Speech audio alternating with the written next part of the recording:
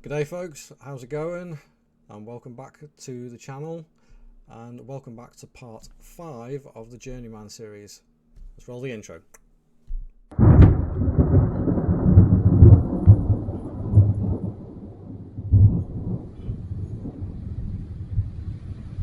Welcome back guys, thank you very much for tuning in to episode number 5 of the Journeyman series and our second season at Saint Etienne, where we progressed a little bit from last season. We met our targets, we qualified for the Europa League, spent a lot of money on players, and now the target is to progress even further and hopefully qualify for the Europa League or maybe even the Champions League again, and possibly, fingers crossed, maybe have a stab at the French Cup to see if we win a trophy.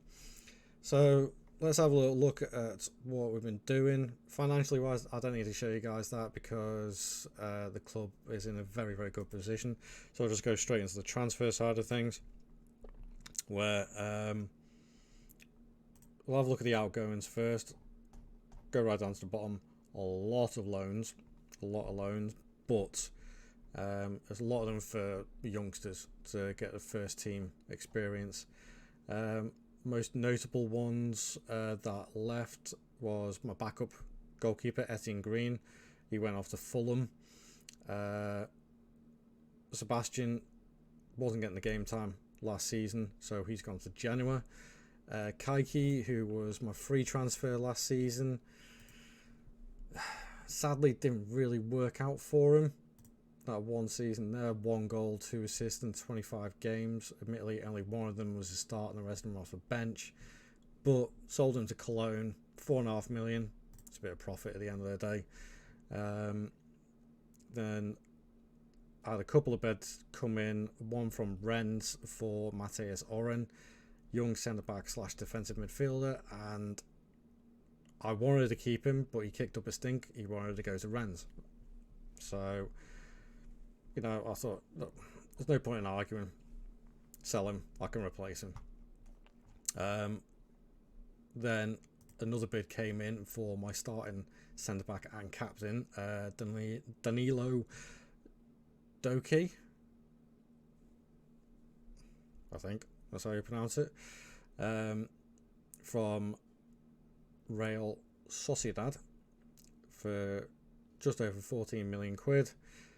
And again, he wanted to go, so I didn't fight it. And the last one would be Rani Khedira, who went out on loan last season. He had an option in his contract that Villarreal could trigger, and they triggered it. Absolutely fine with me. So all in all, ended up bringing about 40 million quid's worth of transfer money in, where I spent 52 million of that. I still got a little bit of it left over. So, as I said, I needed to strengthen the defence a little bit, and the best way to do that was bringing a new goalkeeper and a new centre-back, and I did that. So goalkeeper wise, Lucas Chevalier, former Lille goalkeeper who went to Cologne, and Cologne decided they wanted to let him go, so I picked him up, and he's a very, very good goalkeeper, still only 25 and still got plenty of potential to grow. On top of that, we had Podlek in on loan last season. I triggered his clause that we could sign him for 9 million, so I've got 2 really good goalkeepers now, and he's progressing again. So yeah, I'm very happy with the goalkeepers I brought in. Nathan Zeze, I'm thinking that's how that's pronounced. Bought him in from Nantes, but loaned him straight back out to him to get another season under his belt. Experience, I thought, yeah, very good centre-back. Left-footed centre-back as well, quite a rarity. And then I decided I went for somebody. There was a couple of English centre-backs, I can't remember who off the top of my head, that I wanted to get. But then I realised, there's the foreign rule in the French league where you can only have 4 players outside of the EU. So set my search engine up to EU nationals early, and this guy came up. I'm about Omo Bamidele from Norwich, and he's played a lot of games for Norwich, developed really, really well, great composure, determination, tackling, good centre back / ball playing defender, exactly what I was after. So yeah, and I bought him in for 15 million. Great price. On top of that, start filling out the squad a little bit more because we're in European football. I thought, let's get some more players in just to fill it out. Found another little wonder kid. Technically wise, still needs a lot of work, but when you got physicals and mentals like that at the age of 19, it was a no-brainer. And to get him in only for 4 million as a backup striker, I thought it was great. Asta Ranks, another experienced player, even at the age of 24, wanted to come in as a fringe player more than anything else, which I was quite happy with. So again, more cover in the ball-winning midfielder side of things. Then I found this guy, and I couldn't believe it. 18-year-old centre-back that has stats like that already. Again, couldn't turn it down for the price of 2.7 million. And then just to fill out the midfield a little bit more, another young attacking centre midfielder in Desiree Dewey. Again, progressing really, really well. I got him on loan from Rennes, but I believe I've got an option. After 30 matches, I could pay 16 million to make that a permanent transfer. So overall, quite happy with the transfers that I've done this season. I'll show you the tactics. Kept it almost the same as last season. Tweaked it around. I've actually put a ball-winning midfielder in there to try and strengthen that out. Moved the Segundo Volante over to that side and kept the centre of attacking midfielder to see how that works out. Basically keeping that ball winner in front of the back line to help the defence a little bit, to stop us dropping so many points, which all in all, when we look at the schedule, it's kind of worked. 3 games to the start of the season, 5-1 away win against Ajaccio, really good game. A 1-0 home win against Lille, again, quite happy with that result. 3-0 away win against Strasbourg, and then at home, throwing the points away yet again, and of all people, Richarlison scores. Livid. Absolutely, couldn't believe it. On that great run, and we had to throw it away against Monaco, who we should have beaten. When you look at the stats, we just didn't perform as well. Only 1 shot on target, and we just did not look at the average ratings. Just did not do anything in that game at all. So I was very disappointed in that. But overall, I think we've progressed quite well. And I say for the rest of the schedule, looks like the Europa League fixtures aren't out yet. So I'm going to skip along to the end of the season, simulate it all, and let's see how things work out. So I'll see you in a few seconds.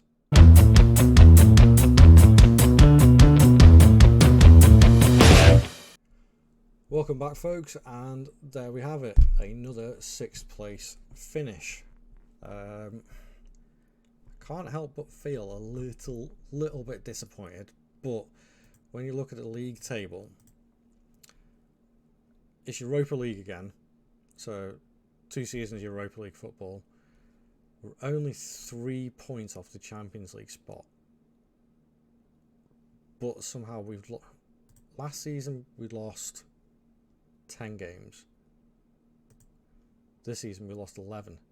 And again, a lot of stupid losses. So the plan of bringing in some decent defenders didn't really work out. Too many 1-0 losses again. It's not good enough. And silly draws. I'm not too happy with that. Especially our form at the end of the season. 0-0 to Reims and 2-0 loss to PSG. It's PSG at the end of the day, but a 0-0 draw, that 2 points that has dropped means we missed out on 5th spot. Ifs, buts and maybes, I know, but even still, it's a little bit annoying. Let's have a quick look at the squad and see how they did, and look at the average ratings, which only having 7 players above a 7 average rating, and one of them only played 1 game a season. So that could be discounted. It's not good enough. It's not. And I've got a lot of unhappy players. Well, I'll have a look at that in a second. One shining light out of that, Simic. Again, physically, technically, and mentally progressing more and more and more, and he's turning into a really, really good striker. I tell you, if you're patient with this guy and you're in a long save and you want a striker who's going to be young, hungry, and progress really well with a perfectionist personality, he's just going to keep on getting better and better and better. So it's another 15 league goals this season in 32 games, 25 all in all, 22 that season. Can't complain of that. Really good. Mariba didn't play as much. I know he was injured at the start of the season, but that's a little bit of a surprise. Becker, 45 games. Really good season actually for Becker. It was a really good season. Sadly though, he wants to leave, and I've already listed him because he wants to play Champions League football. Fair enough. I can find a replacement. In fact, I've already got a couple of replacements that I'll show you in a second.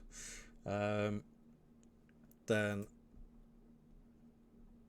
Malero. Did I? Hang on a second. Let's have a look at the transfer history. Did Malero come in at the... Let's have a look at the date. Because I forgot to show him. Oh, yeah. Apologies for that, guys, but I forgot to show you a few of the transfers that I did before the tick over, which was Barriero and Gruder, both from Mainz, and Malero, who I moved from Las Palmas, another Bunda kid on the game, went to Torino and I signed him. So yeah, I completely forgot about that and I forgot to check it, so apologies for that. But all in all, didn't have a too bad a season. Aiden, again, great season, 8 goals, 8 assists, and Maicon, 6 goals, 6 assists. All in all, not too bad, but some performances a little bit left to be desired, to say the least. If I could find some of these players, right, so I've got a couple of regens that have come through my system. This guy, phenomenal at the age of 18, absolutely amazing, Thomas Yara. And then if you have a look at the dev centre, no, not the dev centre, the under 19s, I'll show you a couple of these other guys. So Ben Carroll, I've got coming back from loan. He's had a decent season, decent left back. I've got somebody even better who I couldn't believe came through our youth system at the age of 16 years old, and he's this good already. Ridiculous. So that's why I'm quite happy to let Vitaly Becker go. I'll quite happily start this guy from scratch. Not a problem at all. So yeah, all in all, a little bit disappointing. If we have a look at the schedule, Europa League, got knocked out by Spurs in the last 16. Which, if we have a look at the league phase, we're only 1 point, literally 1 win. How did we get on? Who did we lose to? Bilbao and Fiorentina. Drew against Rangers. Those 2 points dropped meant we missed out on automatic qualifying, which would have meant we would have missed that. It's disappointing. Don't think the transfers would have come through just yet. Nope. So, yeah, all in all, second season at Saint Etienne, which means I've only got 1 season left to see if I can win something. If not, I've still got to resign anyway, and then move on to the next club. So, it's going to be a bit of a difficult one, this, but my main aim now is to get Saint Etienne into the Champions League for the next season, and also hopefully win either the Europa League or the French Cup. I can't see us winning the league. I don't think we're at that point yet, but it's going to be an interesting final season to see where I can get this team, and hopefully we can get the Champions League spot and win a trophy. But it's going to take a little bit of time. But thank you very much, guys, for watching. This has been the Journeyman, episode number 5. Episode number 6 will be out in a few days' time. If you like the video, please leave a like, little thumbs up, and subscribe to the channel. That'd be very much appreciated. And share it around on social media as well. That'd be very much appreciated, just to try and get my channel progressing further. But I will see you guys in the next episode. Thank you and goodbye.